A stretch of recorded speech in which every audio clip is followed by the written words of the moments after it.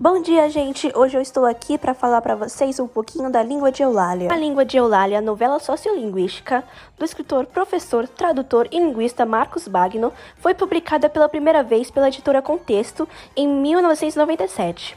O livro possui 22 capítulos e 251 páginas. Agora vamos falar um pouquinho da história do livro. Tudo começa quando três amigas, Vera, Silvia e Emília, decidem passar suas férias em um rancho que pertence à tia Vera, chamada Irene, uma professora de língua portuguesa e linguística aposentada, mas que ainda exerce sua profissão ensinando adultos analfabetos por vontade própria e sem pagamento com dinheiro. Com a chegada ao rancho, ela se encontra com Irene e uma mulher chamada Eulália, que mora junto com ela no rancho.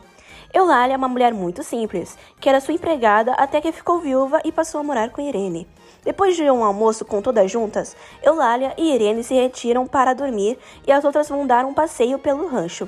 Durante a conversa, as três amigas demonstram desprezo pela forma como Eulália falava, citando palavras como os problema, os frofro e o moio inglês. Diante das alegações que a fala de Eulália era uma coisa errada, Irene, através de seus conhecimentos, explica o motivo da fala de Eulália ser daquele jeito e dá seu próprio ponto de vista sobre esse fato baseado em seus estudos de anos atrás e os atuais. Depois de instigar um pouco as meninas, Irene alega que a língua que Eulália falava não era errada, só era diferente, assim como o italiano e o português. Irene explica que toda língua tem variações, e essas variações podem ser fonéticas, sintáticas, lexicais, semânticas e etc. Ela explica sobre o português padrão e não padrão, e a principal razão pela qual as amigas acharam graça na fala de Eulália, pelo fato do português que elas aprenderam e que foi ensinado a elas foi o português padrão clássico, considerado como o português correto, e o não padrão é o que Eulália usa.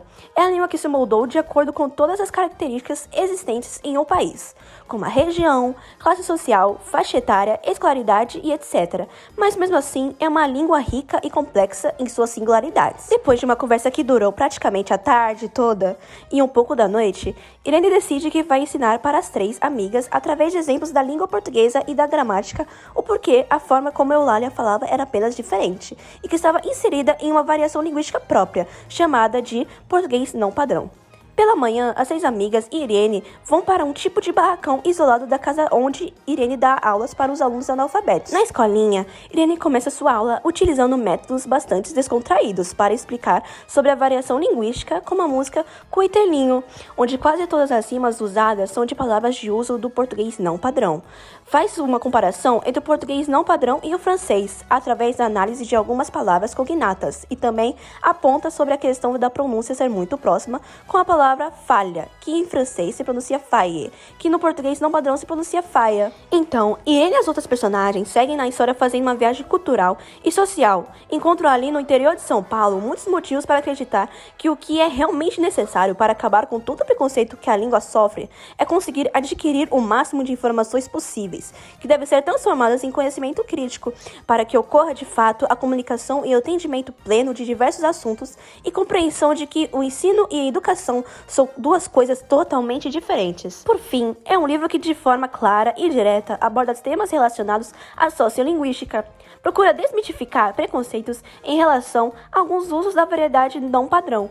Mostra-nos que a língua escrita surgiu muito após a língua falada, sendo essa usada há centenas de milhares de anos. A norma padrão não pode nem precisa ser considerada de prestígio único e exclusivamente por ser falada nas camadas sociais mais privilegiadas.